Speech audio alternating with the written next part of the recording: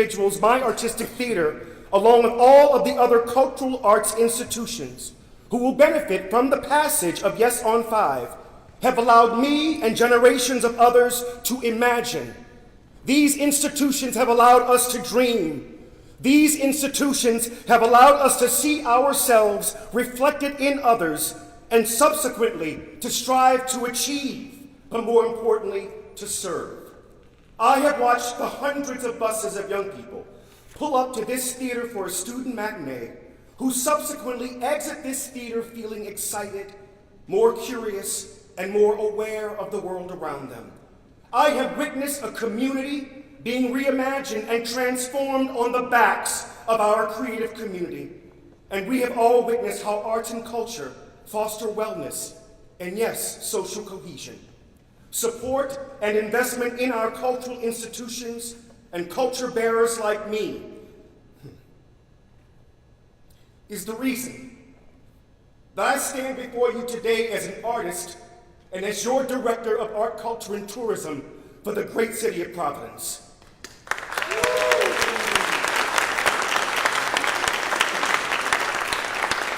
Let's provide the next generation of young people the opportunity to see a version of themselves and the extraordinary lives they can lead, reflected by and sparked through their trigger experiences with art and culture.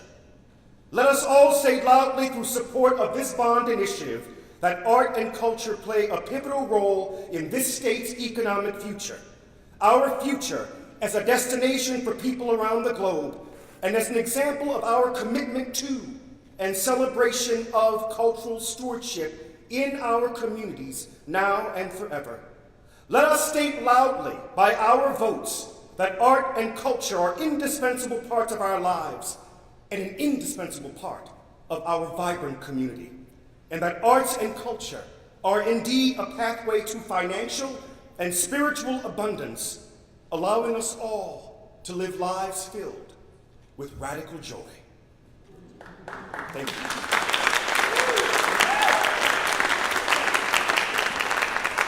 It is my great pleasure to introduce the Governor of the great state of Rhode Island, Governor Dan McKee.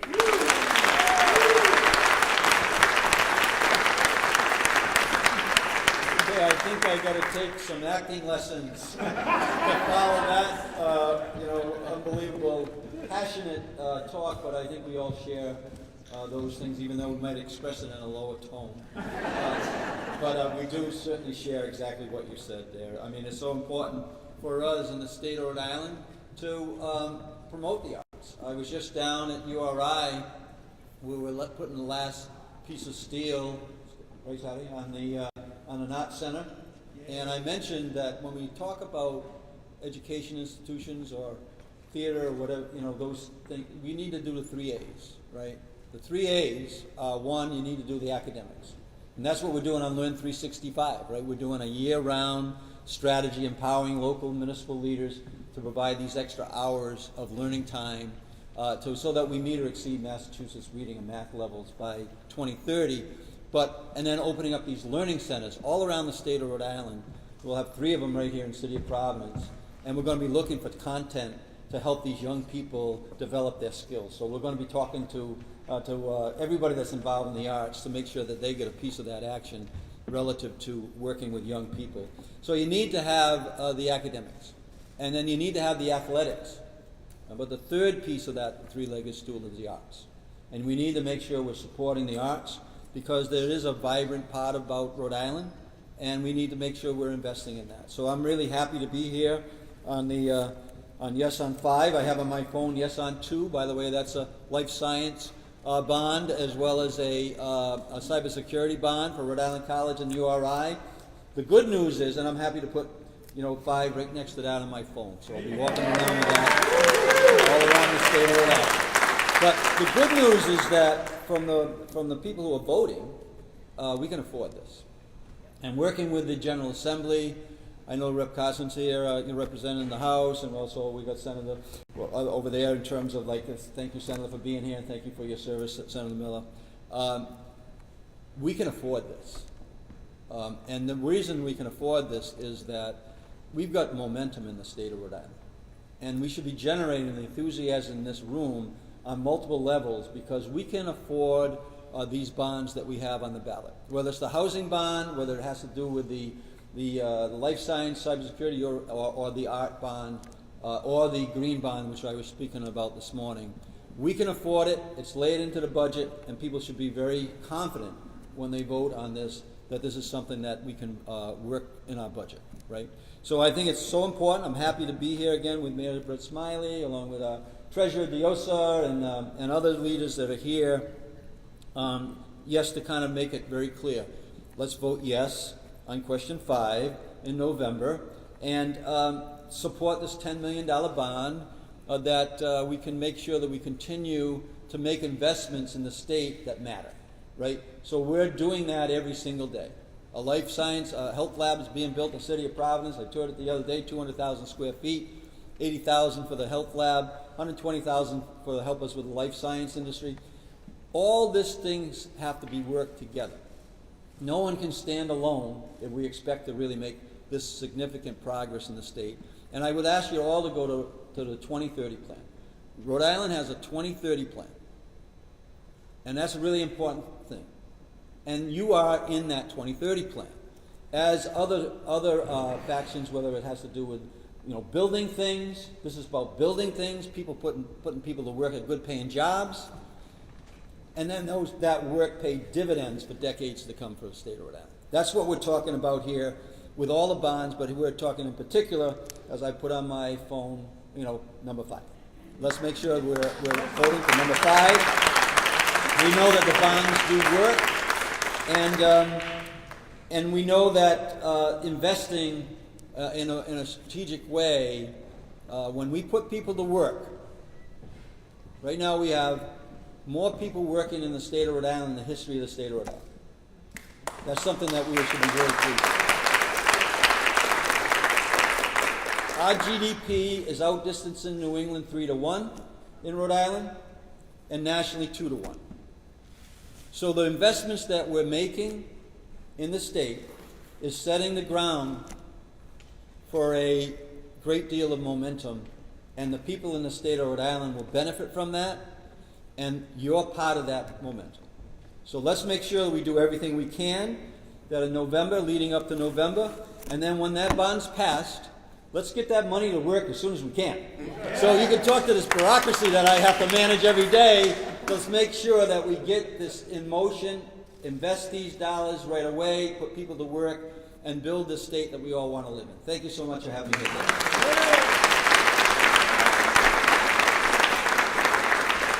Thank you so much, Governor. You may not be an actor, but you did a hell of a job. It is my pleasure to introduce my friend, former Central Falls Mayor, and now your treasurer of the great state of Rhode Island, my dear, dear friend, James Diosa.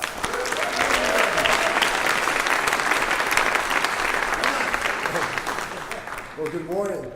Sorry, I'm a little under the weather, but he was my speech coach for a year or so I got some skills off of you.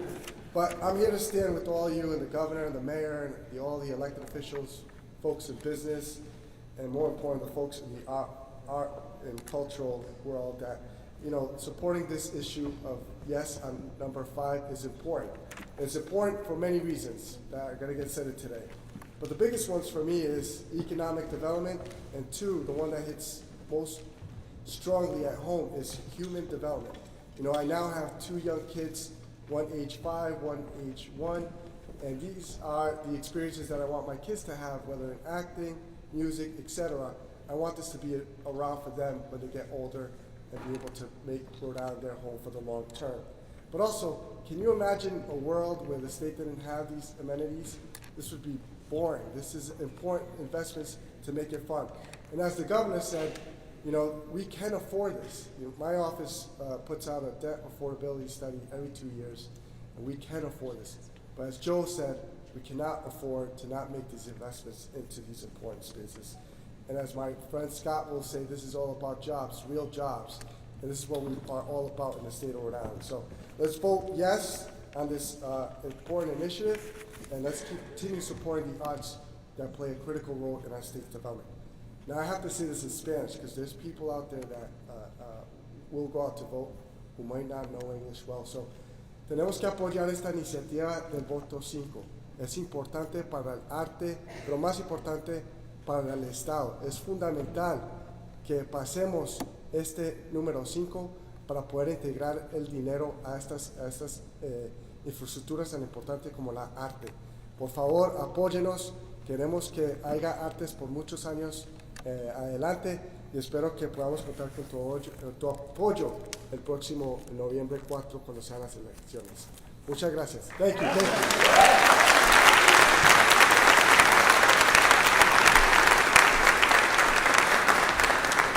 Thank you so much. It is my pleasure to now introduce a man that I am so proud to serve alongside. On behalf of the people of the great city of Providence, I am proud of our partnership, but more importantly, I'm proud of the advocacy and the support that he continues to provide to our cultural sector and understands the importance of protecting this asset for our city and our state. It is my pleasure to introduce you to the great mayor of the incredible city of Providence, Mayor Brett P. Smiler.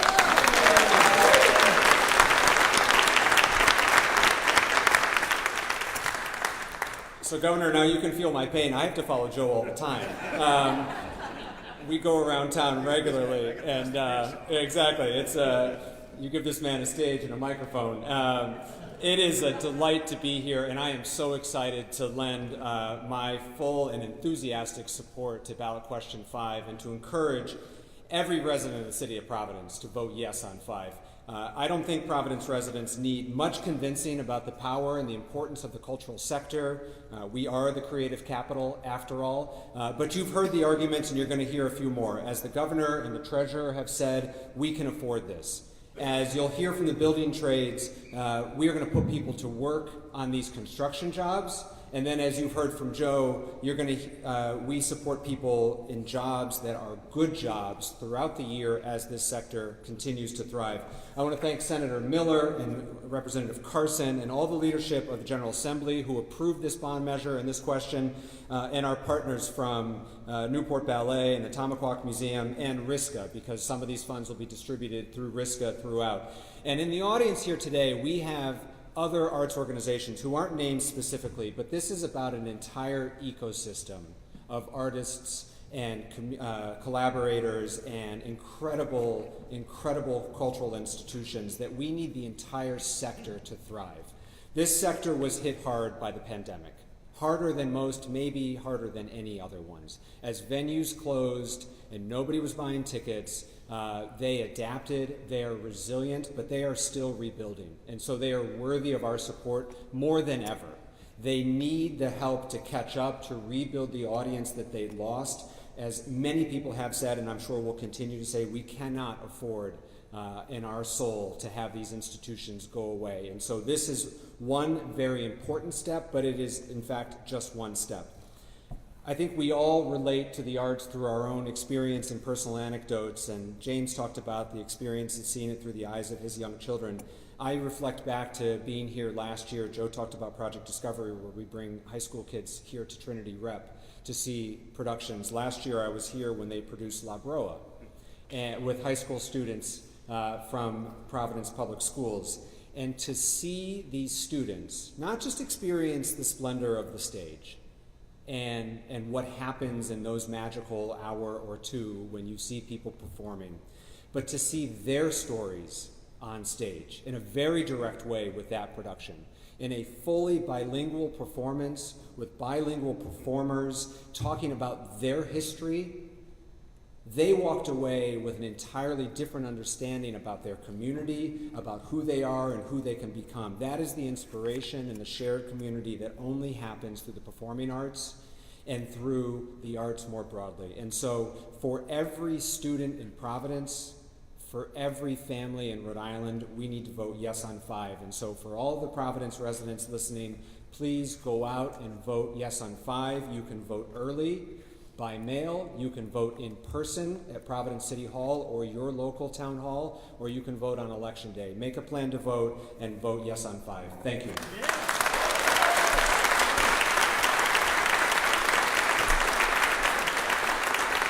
Thank you so much, Mayor. Next up, would you all please give a warm welcome for State Representative Lauren Carson.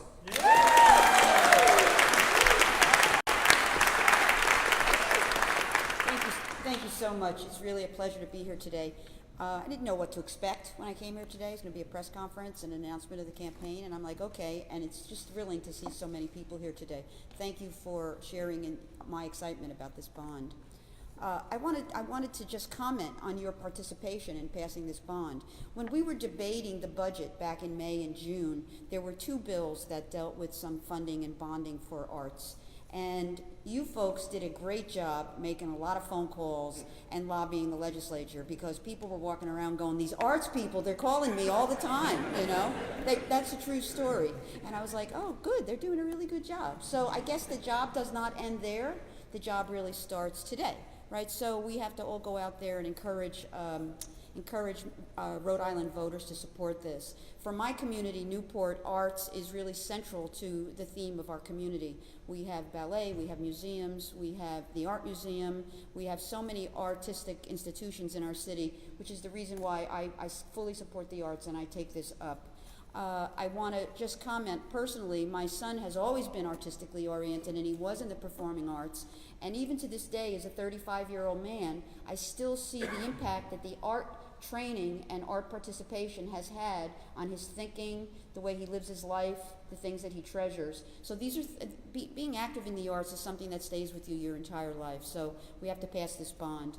I just want to make sure that I thank the Newport City Council, who no one is here from the City Council today, they couldn't be here, but our mayor, our vice mayor, Gina Napolitano, our city councilors, including Lynn Segley, they have been long supporters of the Newport Ballet.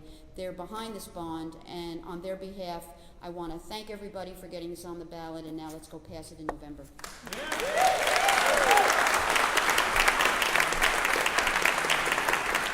Thank you so much, Representative. Just to call out one point you made, it has really been an all-hands-on-deck effort with our arts community, not only here in the city, but across the state. This kind of coalition and this kind of advocacy, there's more work to be done. And so I am so encouraged by watching all of us across the state band together to say loudly and proudly how important arts and culture are for our city and state moving forward. It is my pleasure to introduce and bring up to the mic, please give it up, for State Senator Josh Miller.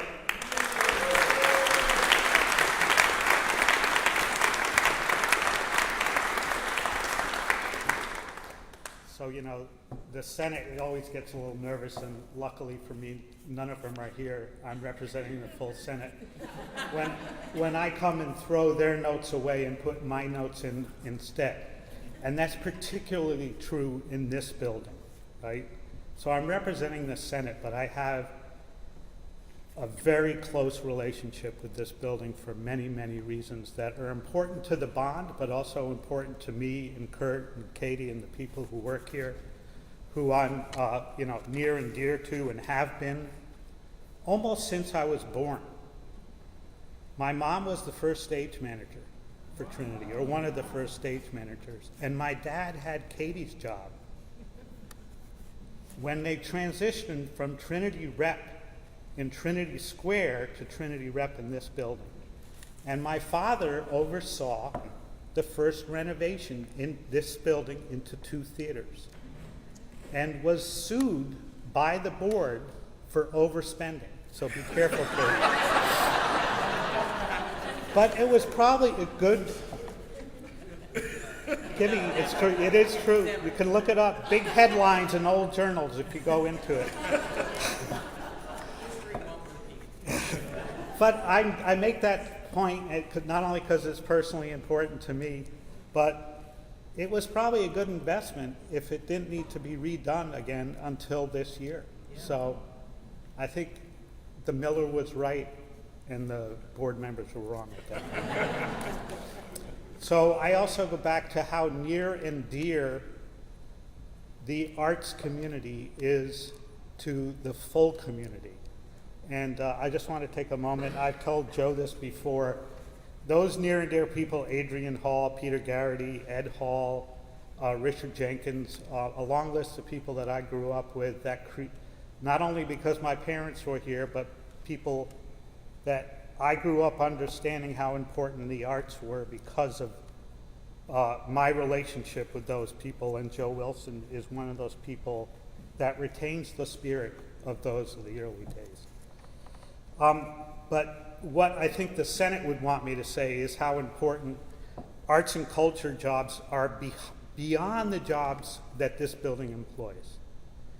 As the owner of Trinity Brewhouse that shares this back wall, I can tell you that it's called Trinity Brewhouse because of what I just talked about, as a tribute to that culture and how important not only arts jobs are, and how integrated arts jobs are with every other job in downtown Providence, including hospitality jobs, including building trades jobs. My dear friend Scott, who's going to speak later, we come to every Joe Wilson play. If we haven't talked for months or even many months, we convene again when there's a Joe Wilson play here because it's near and dear to both of us.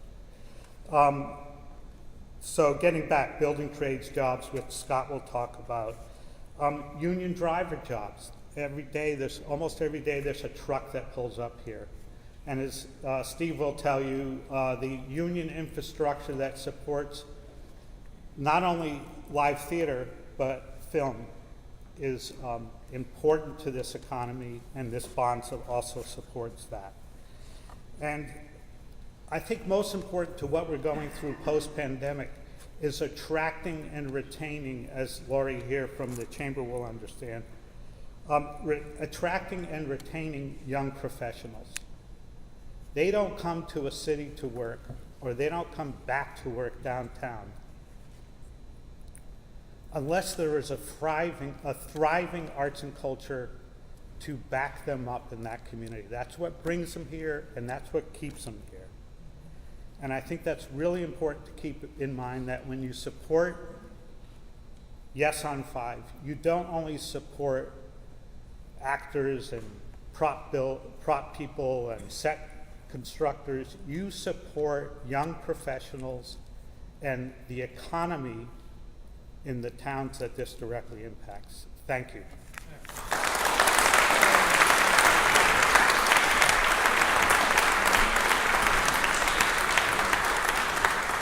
Thank you so much, Josh, for speaking about the wide reach and the broad nature of this sector. Obviously, its economic impact, but more importantly, in creative workforce development. Our sector is second to none. It is my pleasure to introduce a friend of the Department of Art, Culture, and Tourism, a great friend of the City of Providence, and a person who is doing truly extraordinary work for our great state. It is my pleasure to introduce the Chief Marketing Officer of Rhode Island Commerce, Anika Kimball Huntley.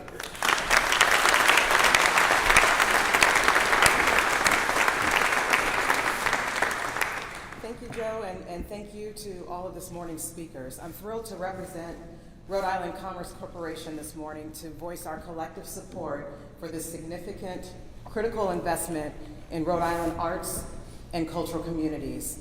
Rhode Island is fortunate to be home to a vibrant, diverse, creative economy, and that's one that's made stronger every day by the hard work of all of our locally based artists, performers, curators, historians, and endlessly talented arts and cultural professionals. This industry plays an important, far-reaching role in our state's economy, supporting more than 18,000 jobs and contributing more than $2 billion in economic activity. So as we've seen in the past, when we invest in this community, those investments are put to good use. And in the past 2 years, Rhode Island Commerce has made $3.4 million worth of grants available to nonprofits and municipalities to create and or enhance events and attractions. Of the $3.4 million, 57%, or approximately $2 million, was dedicated to arts, history, and cultural organizations. And with these events and attractions, we've drawn several 100,000 visitors to our state, directly supporting hotels, restaurants, and retail, and also indirectly supporting over 100 industries. So as the Chief Marketing Officer for the state, my job is to promote everything that makes this state such a great place to live, work, study, and visit to a broad audience worldwide. To do that, Rhode Island needs to be able to shine a spotlight on unique stages like this one, and arts, facilities, and historical places provide authentic and unique experiences for visitors to enjoy. So preserving these assets provides not only quality of life for all Rhode Islanders, but it's a solid investment in our visitor economy that generates over $900 million in state and local tax revenue.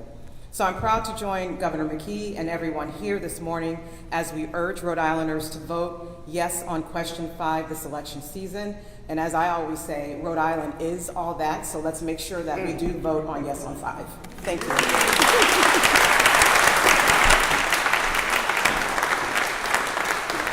Thank you so much, Nika. Next up, I'd like to introduce and bring to the podium the president of the Greater Providence Chamber of Commerce, Lori White.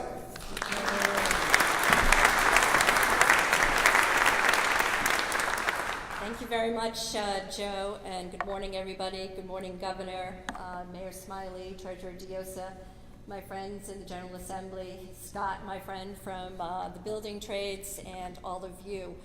On behalf of the Greater Providence Chamber of Commerce, we are really thrilled to be standing here to support question 5, yes on 5. We are really enthusiastic about this bond issue, and we have a long history of supporting the arts in Rhode Island. I'd like to take this opportunity to thank and recognize a member of the Board of Directors of the Greater Providence Chamber of Commerce, Katie Lieberman, who leads Trinity with such great grace and expertise. Katie, thank you so much for your advocacy and all that you provide to the work of the Chamber. And on that score, we are so fortunate to have so many great arts and cultural institutions here in Rhode Island that add texture, that add distinctiveness to our economic base. So I thought it might be nice if I could recognize all of my friends from the arts community. So if you work in the arts or if you are a board member of the arts community in Rhode Island, just to show the depth and breadth of what we have here, could I ask you to stand and be recognized so that we can all thank you for the great work that you do.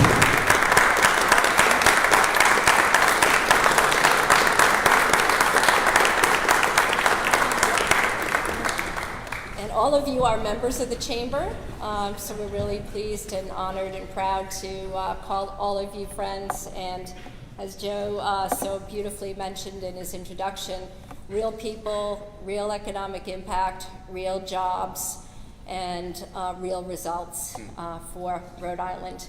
So with that, I would like to thank you for inviting us, and the business community truly, truly, truly is proud to be here and be assured that business, in fact, wants to be in a place that wants to live and work, have its employees live and work in places that are not a cookie cutter environment, that in fact are culturally rich, diverse, and have a lot to offer, and also honors a place where creativity and self-expression are elements that really are specific to a community. And I can think of no greater expression of that than all of you that we have here in Providence and throughout Rhode Island, and for whom this bond issue will drive real results and real points of pride. So with that, thank you very much. Appreciate it.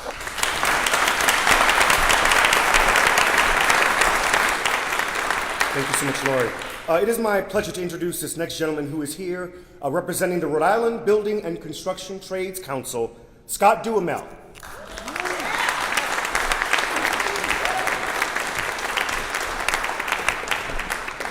Well, a moment of improvisation. I was driving here this morning and I thought, man, what if they have this thing on stage? I'm used to sitting out there. That's a different perspective. But then I said, it's just going to be elected officials, and they're bubbling over with charisma, kinda. But I didn't think I'd have to follow a real actor today, so I'm a little bit nervous. I got to get my shit together. But look, the governor would fault me if I didn't say, one of his favorite expressions: jobs, jobs, jobs. Now I'm here for two reasons. First of all, let's start out. As Secretary Treasurer of Building Trades, we represent over 10,000 men and women who work in construction in this state. In 2014, we managed to pass the first bond question. We made a little change to it. We put prevailing wage regulations into it, which is why I'm here today. Because of prevailing wage, it doesn't mean it's going to be a union job, but it opens the playing field to be equal, and it means union construction companies will bid on it, which might put union people to work. Now, they often call these jobs temporary jobs, which we find an insult, because a construction worker's life is made of temporary jobs. When the job's done, you're either going back to the bench or you're going to the next gig. So these are real important for us. Jobs like this are real important, and there are going to be ample opportunities. Actually, I don't usually do the straight thing, but let me read you 2 facts. In 2014 and 21, bond members supported 70 construction renovation projects totaling more than 105 mil, spent by local organizations and local companies staffed by local workers. So that's what we're talking about. But the second thing is, realize the people I represent, when they're working, when they have good benefits, they need some time off. And what better than the arts in Rhode Island? So remember that. Just because our folks during the day look sweaty and wear a hard hat doesn't mean they can't go to the ballet at night.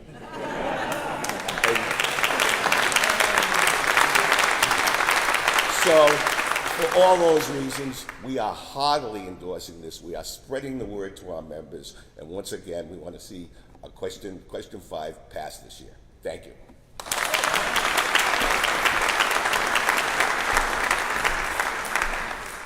Terrific. It is my pleasure to bring to the podium now another great friend of the Department of Art, Culture, and Tourism, and really all across the state, the work that his department does on behalf of our creative sector is immeasurable. And it is my pleasure to introduce the brand new Executive Director of the Rhode Island State Council on the Arts, Todd Traber.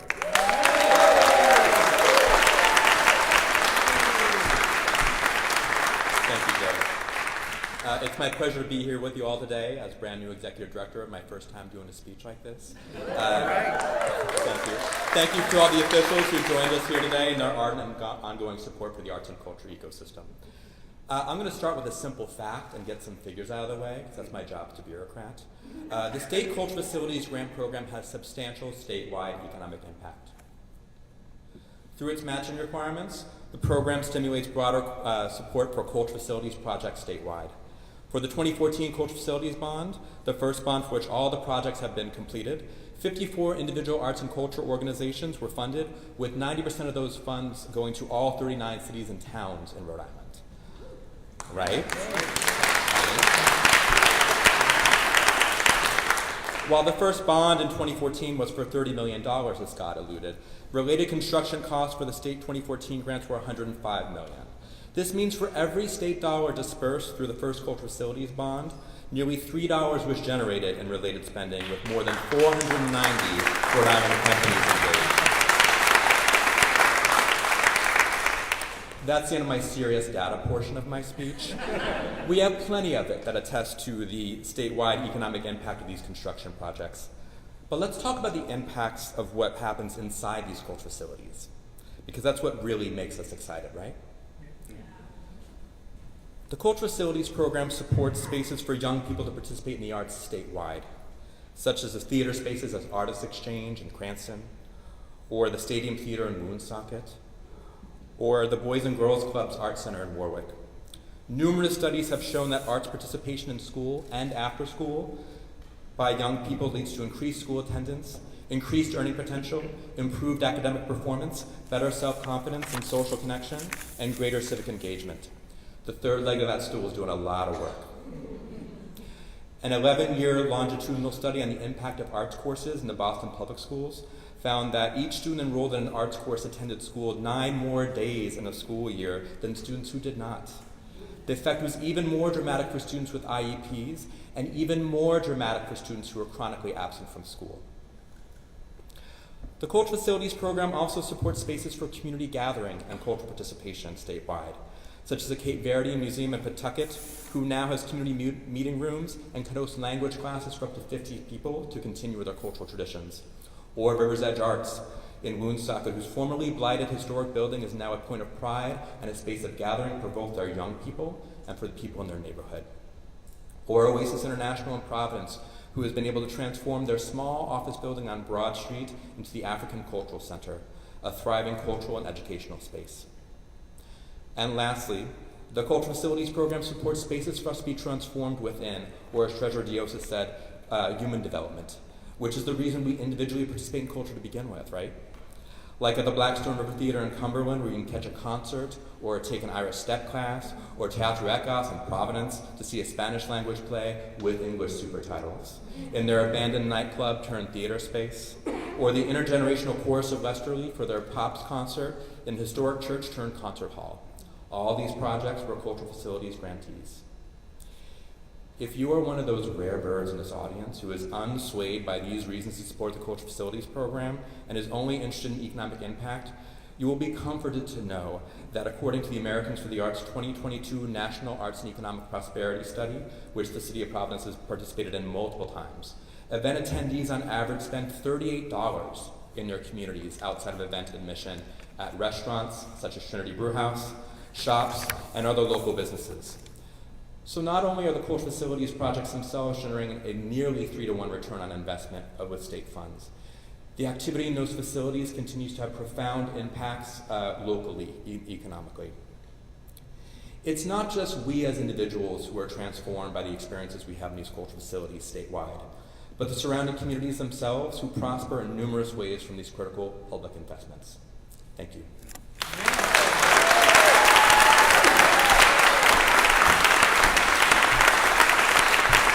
Thank you so much, Todd. Todd, I got to give you a shout out because, for as long as, I've been an artist, whenever we talk about the power and the effects of art and culture in communities, folks want the data, right? They want the research. I'm here to tell y'all, we got the data and we got the research. And so just thank you so much for bringing those numbers into this space because it speaks to the power of this sector. Next up, it is my pleasure to introduce the other half of the leadership team here at Trinity Rep. One of our hosts, my friend and the executive director of Trinity Repertory Company, Katie Liberman.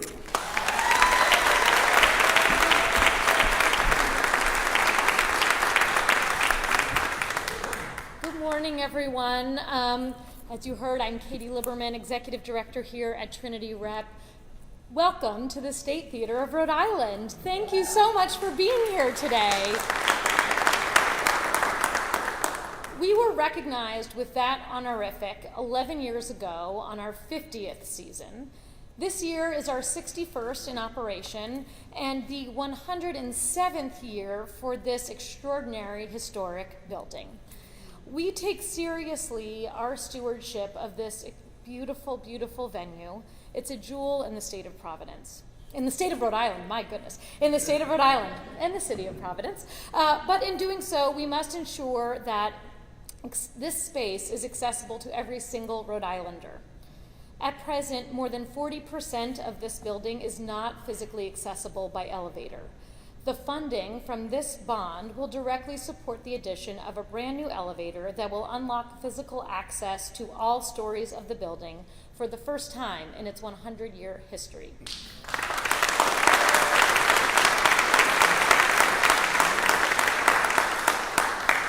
That access opens up space in corners of this building for public programming, for educational programming, for community events, for other organizations and cultural groups that are in this space today to be able to use regularly, which will be transformative for us, but also the entire arts and culture community.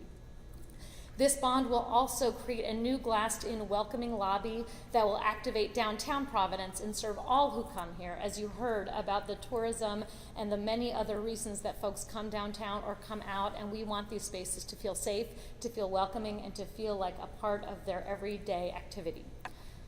And look around you. This is the Chase Theater. I feel lucky to say 25 years ago, my family came in from Massachusetts to come see plays here at Trinity Rep in the Chase. At the same time, this space, the larger of our two venues and the most well-known venue here, has not been renovated since the 70s, as we heard from Senator Miller earlier. It has welcomed millions of students from across the state as a part of our Project Discovery School Matinee program, as you heard about. But without significant capital investment, this is not a space for 21st century art making. It's not a space for 21st century artists, and it is not a space that can welcome 21st century audiences. It does not allow the State Theater of Rhode Island to keep up with our peer flagship institutions from around the country, or encourage folks like my family to come in from Massachusetts to see plays here at Trinity Rep. This bond will ensure a full renovation of this space as you look around. There will be a new theater floor, a fully upgraded lighting and sound grid that will be LED equipped, and it will create a new convertible seating system to create the most transformative theater making possible on our stages. Now, only you can make sure this happens by voting yes on 5. Thank you for your vote, and thank you in advance to make sure this once-in-a-lifetime project that will impact every single Rhode Islander to make your state theater better serve everyone who lives here. Thank you.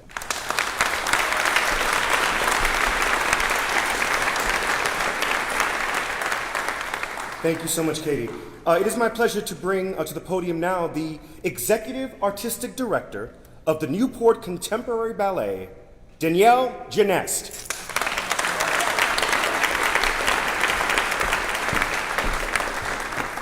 Thank you, Joe, and thank you all for being with us here today. Newport Contemporary Ballet was founded over 42 years ago as Island Moving Company. Our mission is to engage bodies, minds, and hearts through dance creation, performance, and education.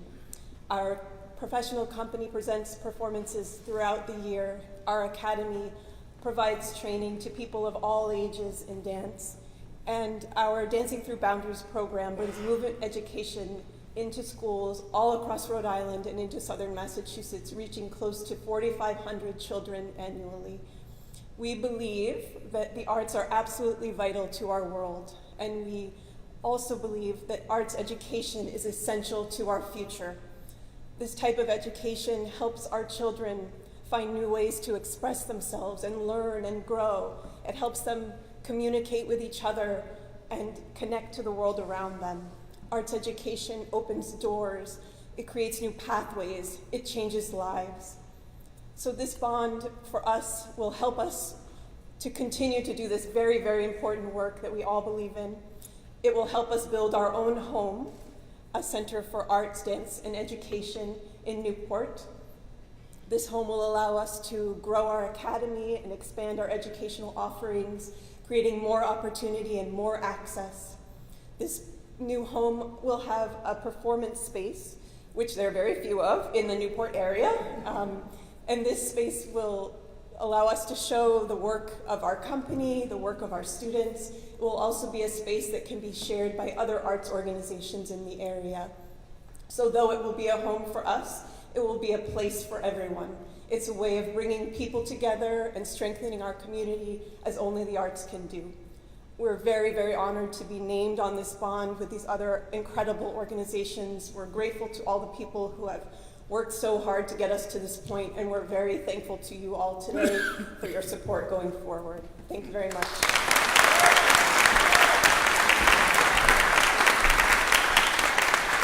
Thank you so much. Last but certainly not least, this organization has been a friend of this theater and of our department and continues to do extraordinary work and provide so much incredible stewardship of our cultural sector here in our great state. And it is with profound pleasure and honor that I'm able to introduce you to the Executive Director of the Tamaqua Museum, Loren Spears.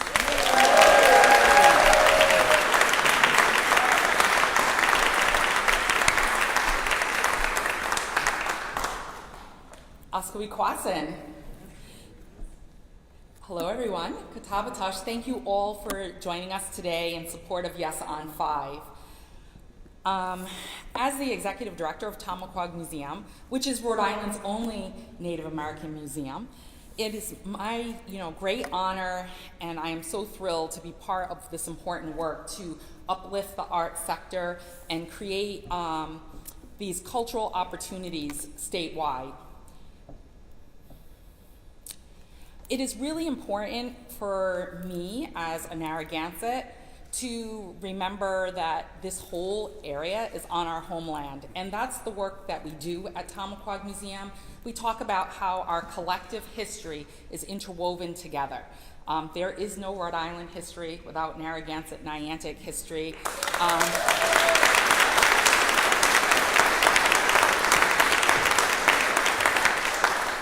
So it's really important. This job is really personal to me. My mother's in the audience, making sure I'm doing it right.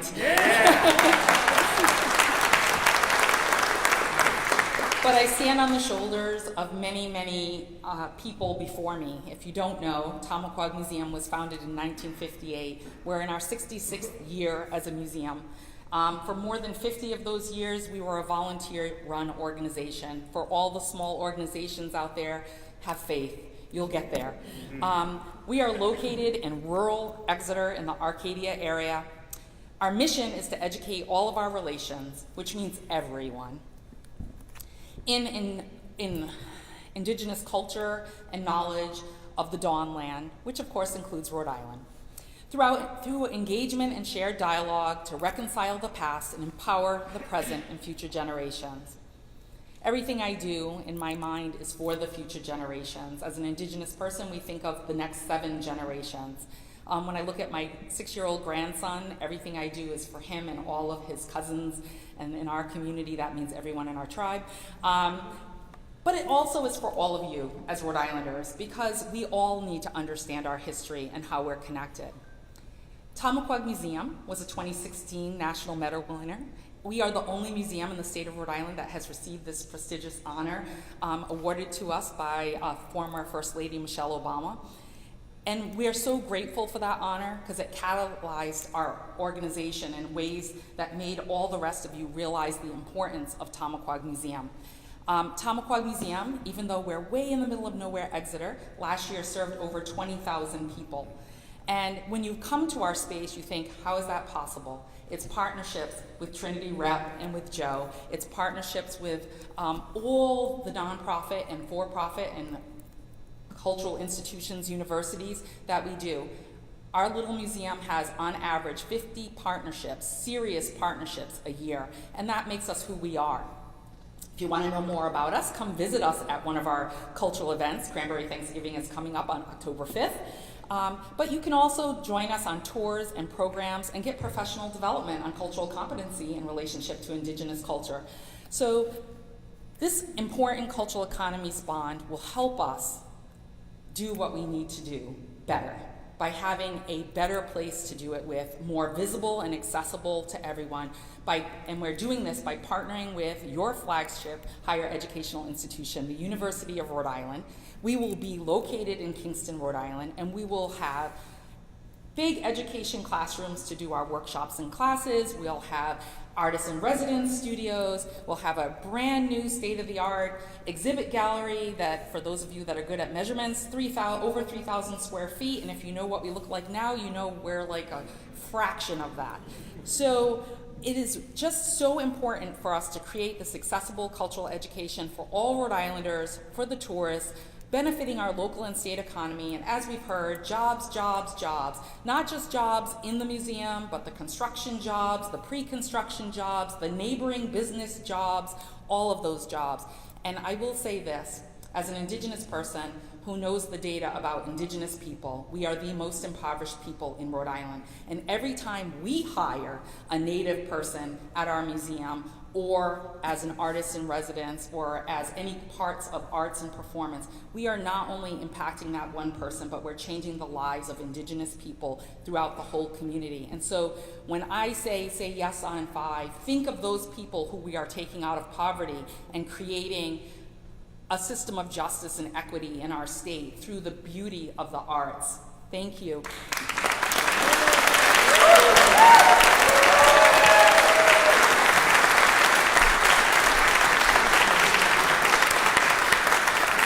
So with that, we come to the end of this kickoff. We are asking that all of you support Yes on 5.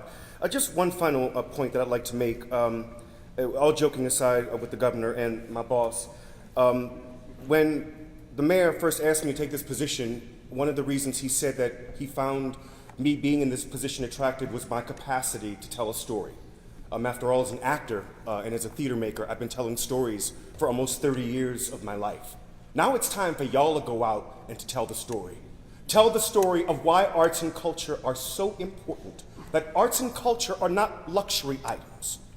Arts and culture are critical ways that we educate, is a critical way that we provide access. It's a critical way that we provide pathways, not just teaching kids how to be an actor or a writer, but to weld and to paint and to build. That creativity and design are critical parts of who we are.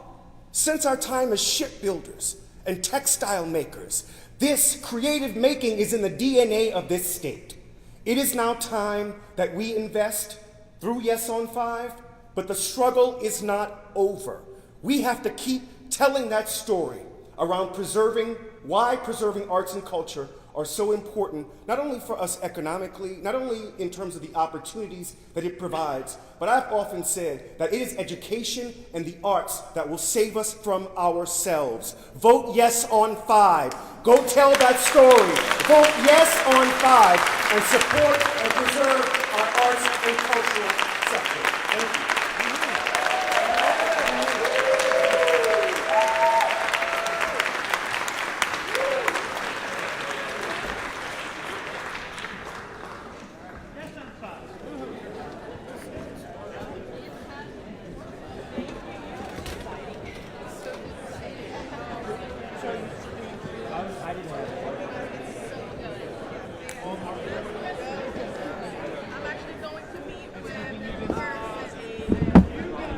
I'm guessing.